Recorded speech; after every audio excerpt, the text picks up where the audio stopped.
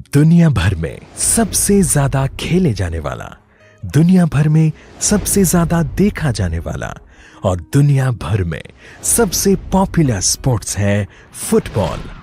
एक ऐसा competitive sports जिसमें फैंस टीम्स के साथ साथ प्लेयर्स के साथ भी इमोशनली बहुत एग्रेसिवली अटैच्ड हैं।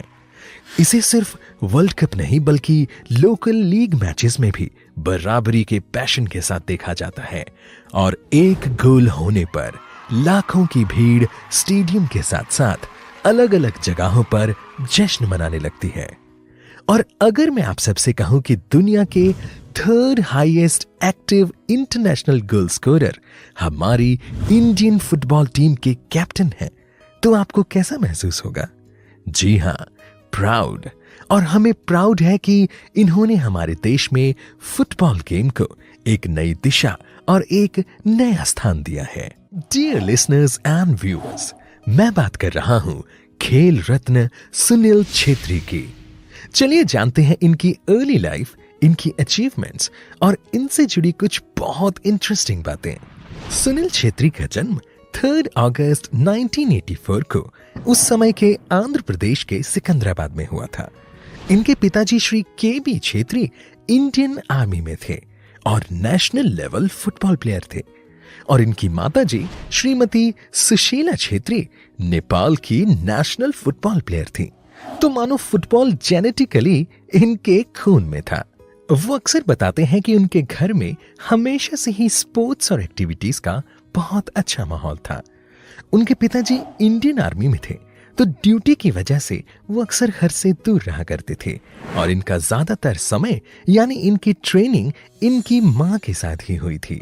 और इनकी माताजी इनकी मेंटल और फिजिकल दोनों ग्रोथ्स के लिए इनके साथ अलग अलग तरह की गेम्स खेला करती थी। और इनका मानना था कि इनकी माताजी बचपन में इनकी सबसे बड़ी कंपटीटर थी। फुटबॉल के अलावा इनकी माताजी इनके साथ चेस, वॉलीबॉल और बैडमिंटन और कैरम जैसी गेम्स भी खेला करती थी।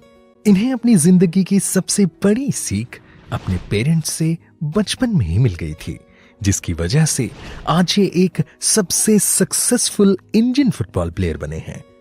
वो सीख थी हाउ टू बिकम डिसिप्लिन्ड। वो समझ चुके थे कि दिन के 24 घंटों का किस तरह से उपयोग किया जाए।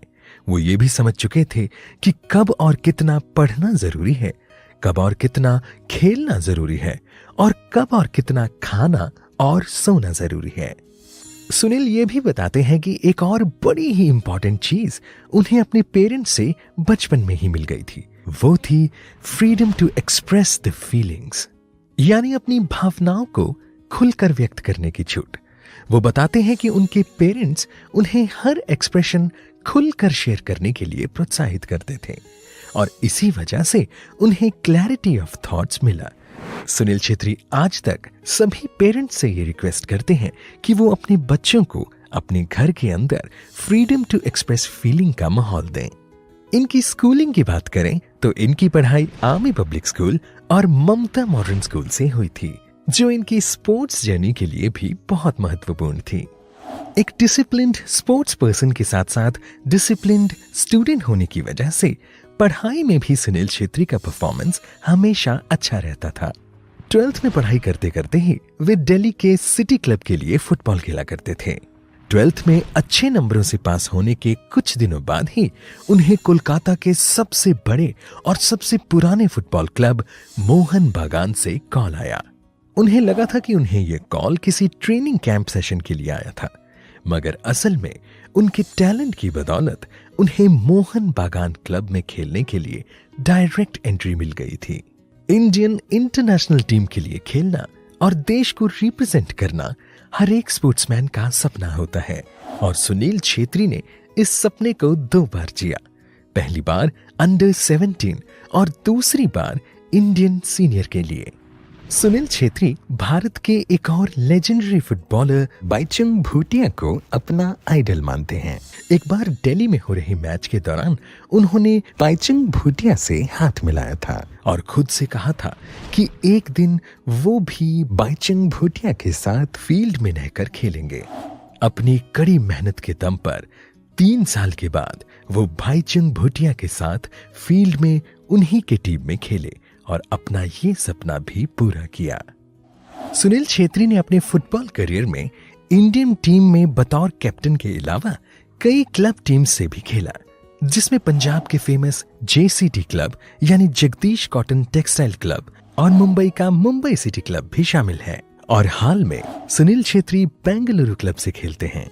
इंडियन फुटबॉल में सबसे बड़े अवार्ड की बात करें तो सुनील छेत्री को साल 2007 में AIFF अवार्ड से नवाजा गया।